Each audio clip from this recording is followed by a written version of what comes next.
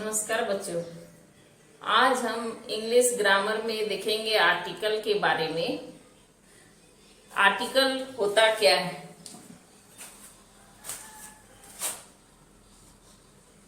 Article तो articles दो तरह के होते हैं।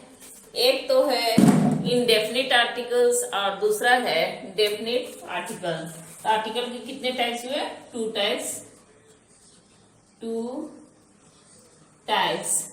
फर्स्ट है इनडेफिनिट आर्टिकल, इनडेफिनिट आर्टिकल्स, और दूसरा है डेफिनिट आर्टिकल्स, डेफिनिट आर्टिकल। तो सबसे पहले हम देखेंगे कि इनडेफिनिट आर्टिकल क्या है। तो ये जो आर्टिकल्स है उसमें हम मुख्य प्रकार कितने हैं? दो तरह के हैं, इनडेफिनिट आर्टिकल और डेफिनिट आर्टिकल। इनडेफिनिट में आता है ए और एन और दूसरे में आता है द।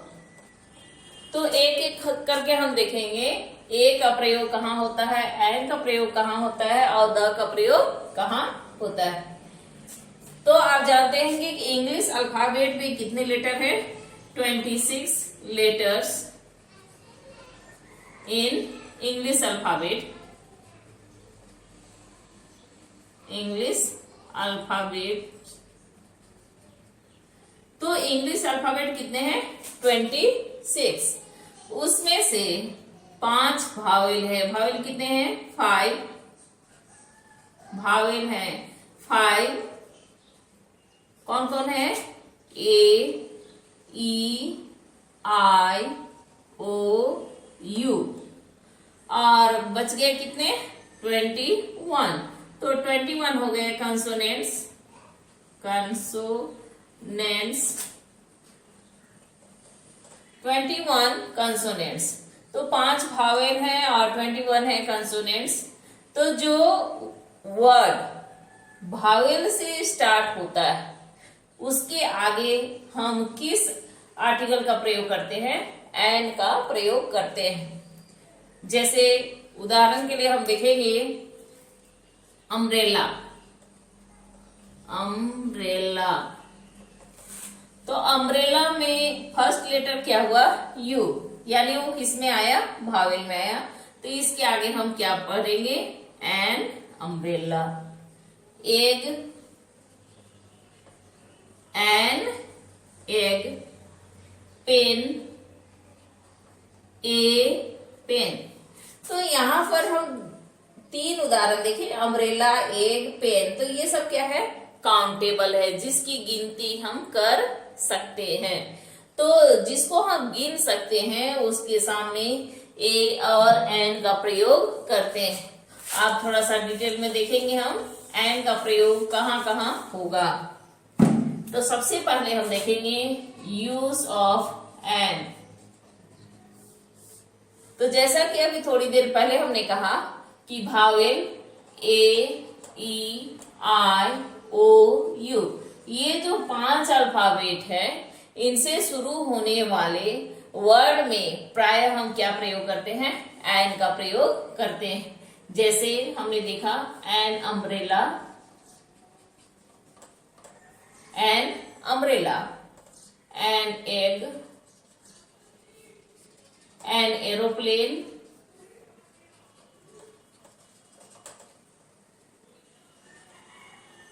यहां पर हम देख रहे हैं जो फर्स्ट लेटर है यू, ई, ए क्या है? भावेल है। अगर हम इसमें लिखते हैं USA, sorry university, university, UNIVERSITY, university. तो यहाँ इसका उच्चारण क्या हो रहा है? य। और य कैसा वर्ण है? व्यंजन वर्ण है। कैसा वर्ण है? व्यंजन वर्ण है। व्यंजन वर्ण है। तो इसके आगे हम एन नहीं लगा के क्या लगाएंगे? ए लगाएंगे। क्या लगाएंगे? ए लगाएंगे। उसी तरह से M A M A M A M A. तो ए क्या है? स्वर वर्ण है। क्या है? स्वर वर्ण है। हालांकि एम कंसोनेंट है, लेकिन इसका उच्चारण कैसा है? स्वर्ण वर्ण के जैसा है, एम ए। तो यहां भी हम क्या लगाएंगे? ए एन एन लगाएंगे। तो इसमें जो अपवाद है उसको आपको ध्यान देना होगा कि कुछ वर्ड ऐसे हैं जिसके आगे हम एन का प्रयोग करते हैं, हालांकि वह कंसोनेंट से शुरू होता है, और कुछ भावेल से शुरू होते हैं लेकिन उसका उच्चारण व्यंजन वर्ण के जैसे होता है। तो वहां हम क्या का प्रयोग करेंगे? ए का प्रयोग करेंगे। जैसे यहाँ था university, unique, unique, UNIQUE, unique. यहाँ भी य का उच्चारण हो रहा है, यूनिक। तो यहाँ भी हम किसका प्रयोग करेंगे? ए का प्रयोग करेंगे। तो सबसे ज्यादा हमको फोकस किसके में करना है? उच्चारण पे करना है कि उच्चारण स्वर्ण वर्ण की तरह हो रहा है या व्यंजन वर्ण की तरह हो रहा है। अगर स्वर वर्ण की तरह उच्चारण होगा, जैसे है अम्ब्रेला, आ, एग, ए, एरोप्लेन, ए, तो स्वर वर्ण की तरह उच्चारण होगा तो एन का प्रयोग होगा। अगर व्यंजन वर्ण की तरह उच्चारण होगा, जैसे यूनिवर्सिटी, य, व्यंजन वर्ण, तो क्या लगेगा? ए का प्रयोग लगेगा। नेक्स्ट हम देखेंगे यूज ऑफ ए।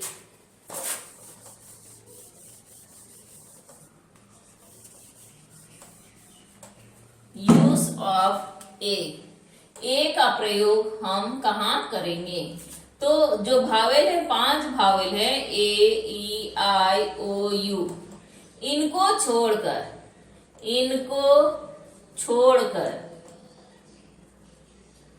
यानी जो कंसोनेंट से शुरू होंगे, जो शब्द कंसोनेंट से शुरू होंगे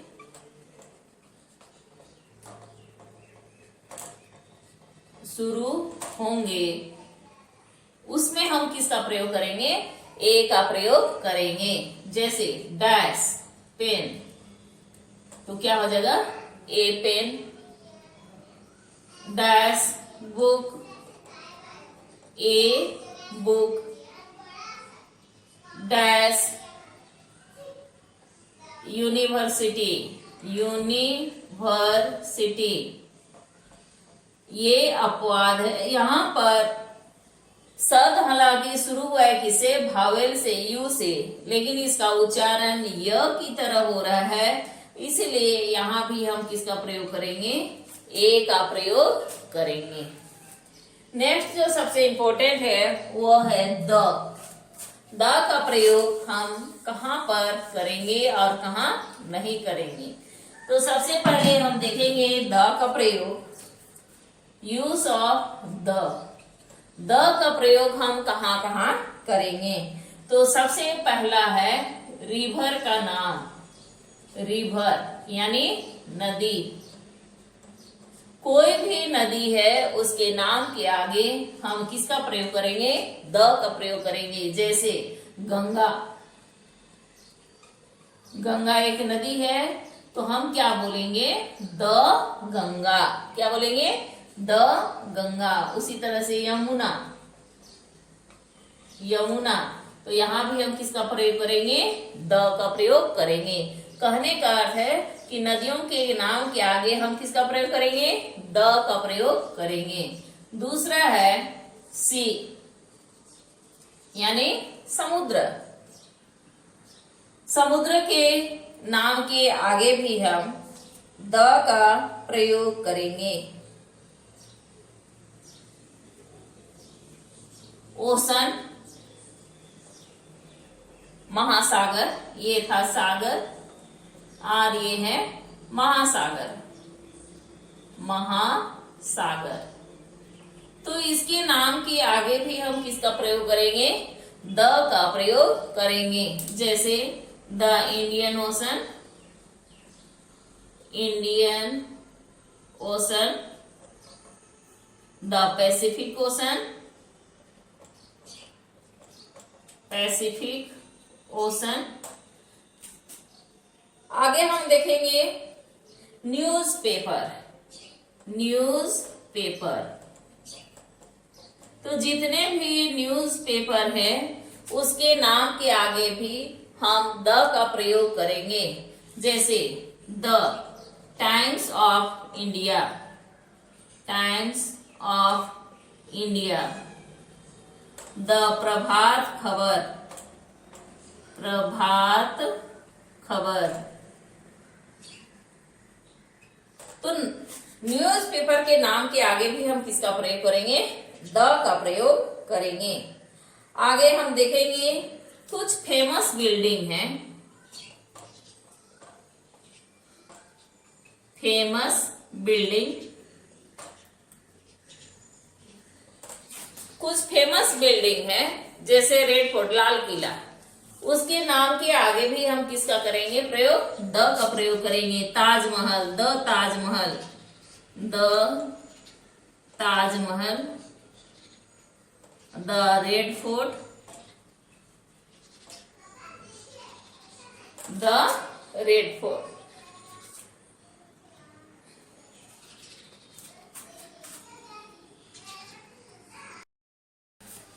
आगे हम देखेंगे कि द का प्रयोग वैसे चीजों के आगे भी होता है जो दुनिया में सिर्फ एक है, जैसे the sun, the moon.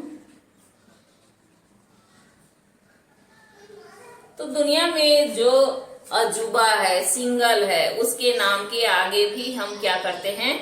The का प्रयोग करते हैं। The earth. अब हम देखेंगे कि द का प्रयोग कहाँ नहीं होना चाहिए। द का प्रयोग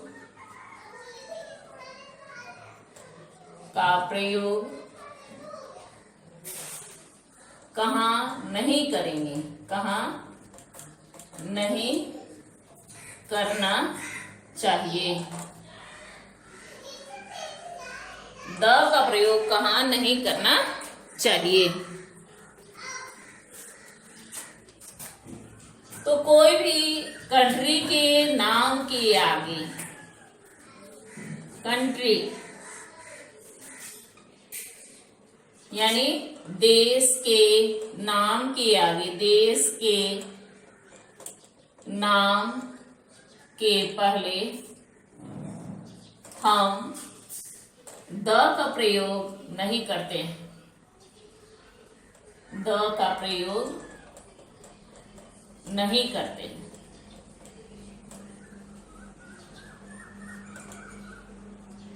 जैसे द इंडिया,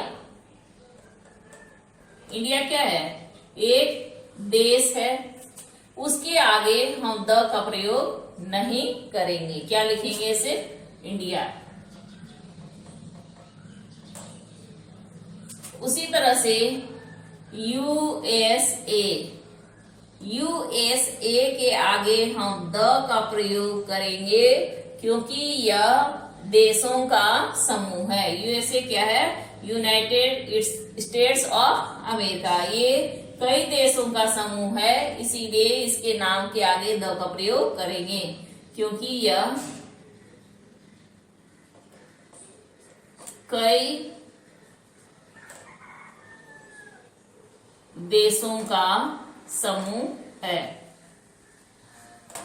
तो जब ज्यादा देश शामिल रहेंगे तब किसका प्रयोग होगा? द का प्रयोग होगा। लेकिन एक कंट्री के नाम के आगे द का प्रयोग नहीं होगा। जैसे चाइना, चाइना के नाम के आगे भी हम द का प्रयोग नहीं करेंगे क्योंकि चाइना भी एक सिंगल कंट्री है। लेकिन यूएई,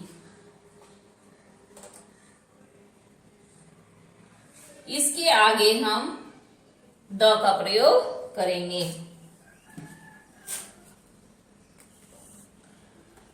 नेक्स्ट हम देखेंगे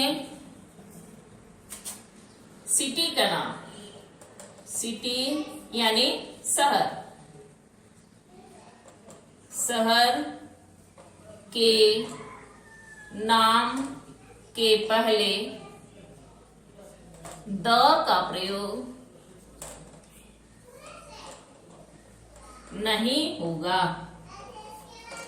चाहे कितना भी बड़ा शहर रहे, जैसे दिल्ली, हम इसमें द का प्रयोग नहीं करेंगे, द का प्रयोग नहीं करेंगे। हम क्या लिखेंगे? दिल्ली। तो ये हमारा करेक्ट होगा, ये हम लिखेंगे तो गलत हो जाएगा। यानी कितना भी बड़ा शहर रहे, हम उसके नाम के आगे द का प्रयोग नहीं करेंगे। आगे, स्ट्रीट के नाम के आगे, स्ट्रीट यानी रास्ता, पथ,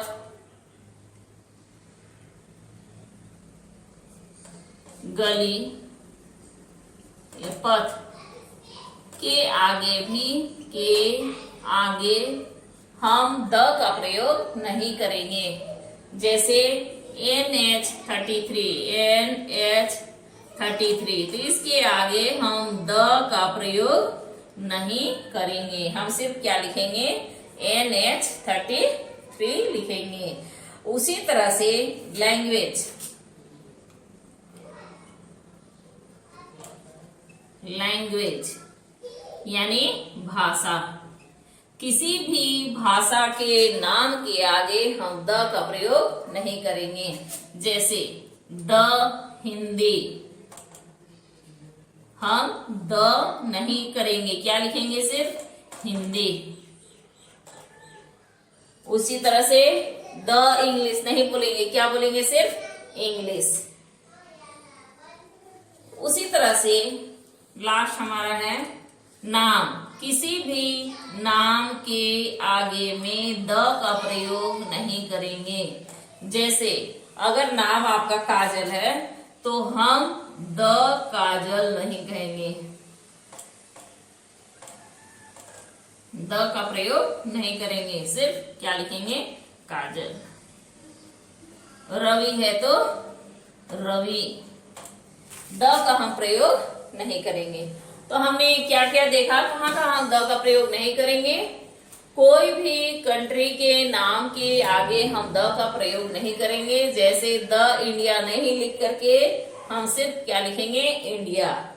लेकिन जब कई देश शामिल रहेंगे, जैसे USA, United states of America, तो उसके आगे द का प्रयोग होगा।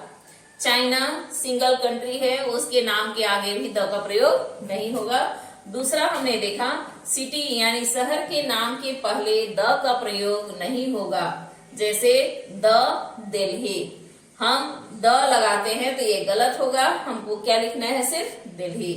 तीसरा है स्ट्रीट, ये रास्ता, गली या पथ के नाम के आगे हम द का प्रयोग नहीं करेंगे। जैसे अगर हम द NH33 लिखते हैं तो सरासर गलत होगा, हमको क्या लिखना होगा? NH33। हम उसके आगे द का प्रयोग नहीं करेंगे। चौथा है लैंग्वेज यानी भाषा, किसी भी भाषा के नाम के आगे द का प्रयोग सरासर गलत है, हम सिर्फ वो भाषा का नाम लिखेंगे। जैसे हिंदी है तो हिंदी, इंग्लिश है तो इंग्लिश, उर्दू है तो उर्दू। उसी तरह से नाम के आगे, यानी आपका नाम है रवि या काजल, तो हम उसके आगे प्रयोग द का नहीं करेंगे, डायरेक्ट लिखेंगे काजल, रवि, राम, इस तरह से। तो इस तरह से आज का वीडियो यहीं पर समाप्त होता है। उम्मीद है आपको आर्टिकल समझ में आ गया होगा और आप सही अब इसका प्रयोग कर सकते हैं। धन्यवाद।